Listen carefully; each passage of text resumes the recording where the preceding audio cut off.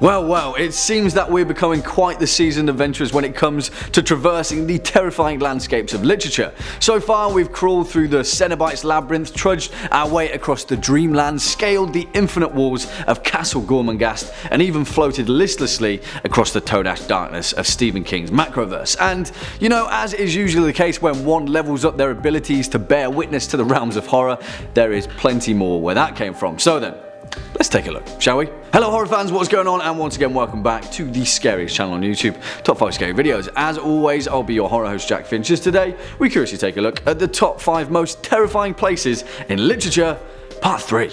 Roll the clip. We have just folded space from X. Yes? How was your journey? For the curious amongst you, that clip was from 1984's Dune, directed by David Lynch, of course depicting the awesomely designed guild navigator Edric on his arrival to the Emperor before kickstarting his whole murder plot. Hey, but that's just Frank Herbert's Dune for you. But for the astute amongst you, you'll know that we've already covered the planet of Arrakis in this list series, so consider it today's honourable reminder. That's the first. Kicking off at number 5, Asshai, A Song of Ice and Fire. And you may have noticed that even over 3 parts of this list series, this is our first stop into the world of Planetos and George R.R. Martin's phenomenal piece of fantasy literature, A Song of Ice and Fire.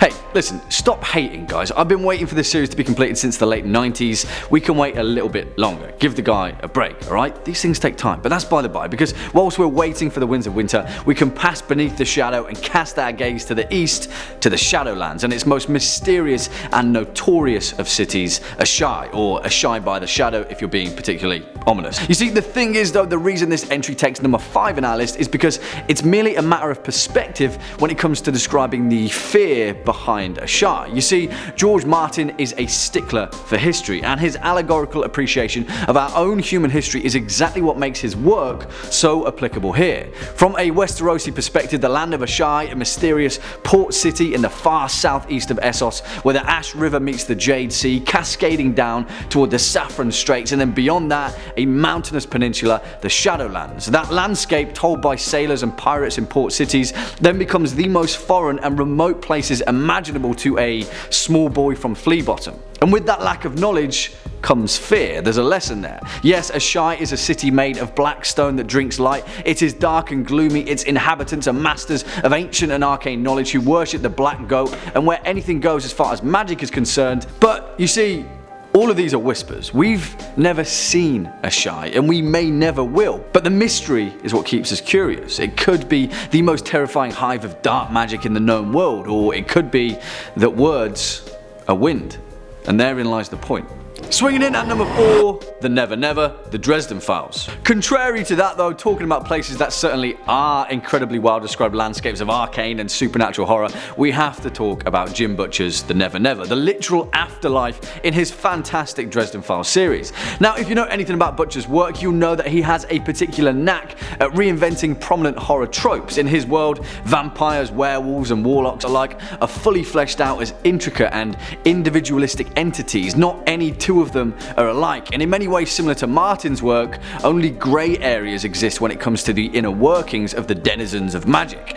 And talking about reinvention, or I suppose homogeneity is a better term in this case, who better to take every afterlife in myth and legend and collide them all into one? The Never Never, the spirit world that exists alongside the mortal plane as a sort of alternate dimension, but is certainly not a mirror image. The Never Never is a vast and winding entity. It is far, far larger than the mortal world, perhaps even infinite, and despite the vast knowledge of Harry Dresden and many other characters in the series, little is known about its inner working. You see, although I said it's not exactly a mirror image, it also kind of is, and wherever the Never Never touches the mortal plane, those two places will have a resonance of energies. If a portion of the Never Never is a mass of misery and evil, it will touch a place of the same energy in the mortal world, an abandoned prison perhaps, or the scene of a brutal massacre. In Butcher's series, the Never Never is heaven, hell, Olympus, Elysium, Tartarus, Gehenna. It is both the summer and winter courts of the Sidhe. The true mystical terror behind this mysterious webway is again how little is known about the place. So far,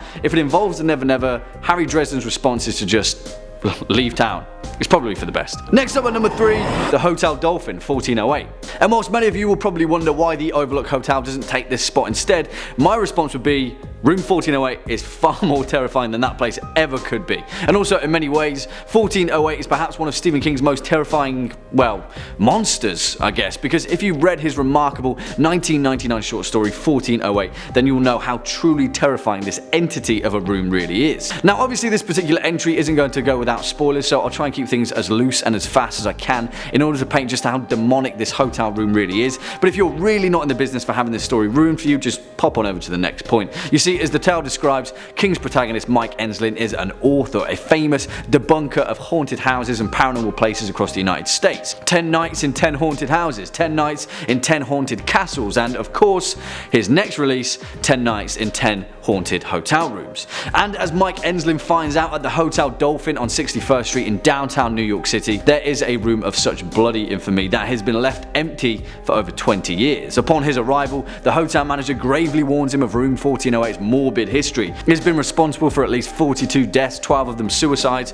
over a 68-year period. But he's heard it all before. Mike Enslin does this kind of thing for a living, and he won't be dissuaded by the pleas of some hotel manager. Well, obviously I won't paint too much of a vivid picture because really you should read 1408 if you haven't already, but some of the scenes depicted in this story are genuinely some of King's most terrifying pieces of prose, particularly when it comes to a certain phone call that incessantly won't stop ringing. Yeah, it's probably for the best that I just leave things there, but Room 1408 at the Hotel Dolphin is certainly one of the most memorable and equally terrifying places in horror literature. Coming in at number 2, Autumno, the Silmarillion.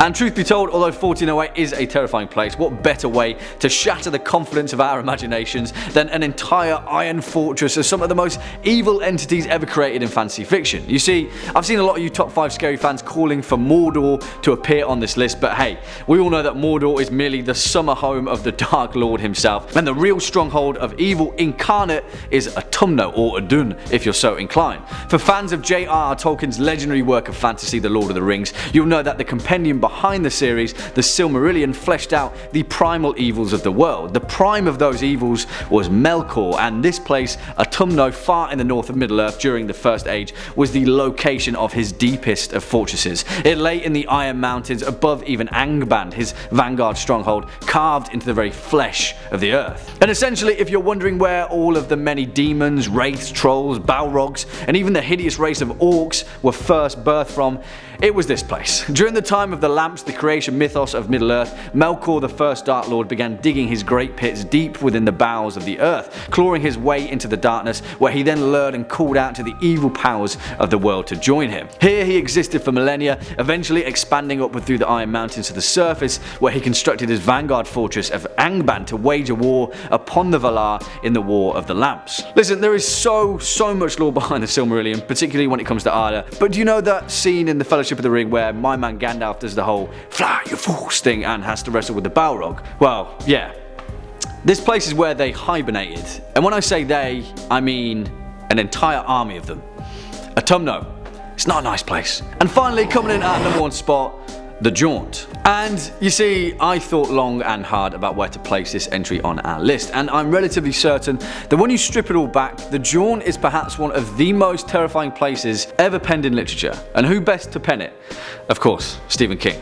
Hey, listen, I'm not bothered if we have the King of Horror show up twice on our list. In fact, I'm honoured. But for those of you that have read his 1981 short story, you may understand exactly why we have to put this place at the top of the pile. First published in the Twilight Zone magazine and later added to his 1985 collection Skeleton Crew, this is perhaps one of King's most explicitly science fiction entries. The Jaunt, which is a short enough read, is a tale that takes place in the early 24th century, where the technology of teleportation, referred to as jaunting, is entirely commonplace and is used for instantaneous transportation across enormous distances, where humanity is now pretty much colonized our entire solar system. Now, I'll try my utmost not to ruin any of the actual bones of the story, which solely features a young family about to jaunt their way to Mars, but it's in the exposition of this place that truly takes you off guard. You see, the Jaunt is the place that you must pass through in order to be a recipient of this instantaneous teleportation, and thus travel such immense distances. But as the pioneers in the early days of this technology quickly discovered, a traveller has to be completely unconscious to survive the jaunt effect, as is explained